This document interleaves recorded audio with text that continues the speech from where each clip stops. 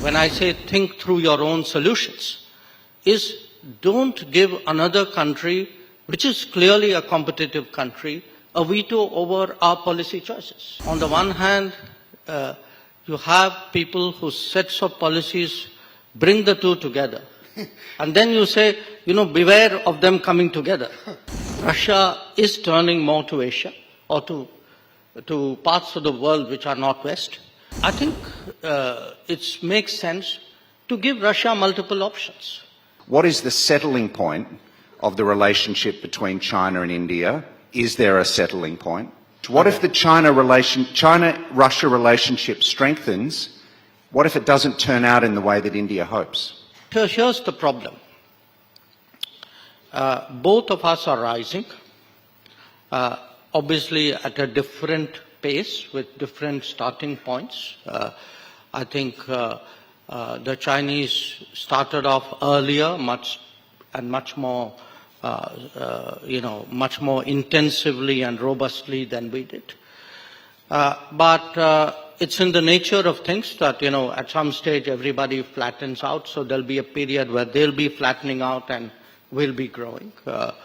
I'm not in denial of, what the numbers today suggest, but if one looks, for example, at the Goldman Sachs prediction, which is that we'll both really, by about 2075, end up as $50 trillion economy plus, and will be the two closest to each other.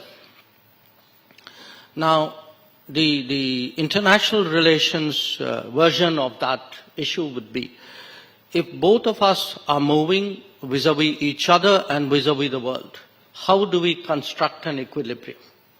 That there will be occasions when one or the other would want to change, to do something to press home a particular advantage, and the other will resist it.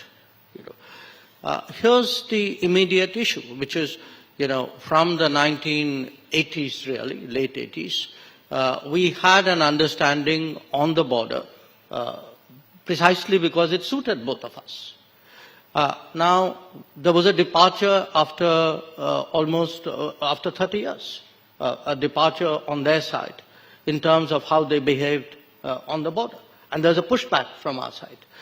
So I think management, arriving at equilibriums, then maintaining those, refreshing those, is going to be one of the biggest challenges for both countries. It's not going to be easy.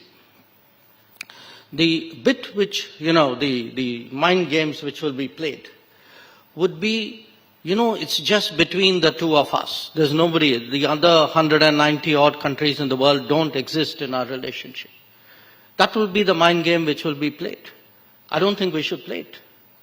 Because if there are other factors out there in the world which can be harnessed by me to get better terms on an equilibrium, why should I forego that right?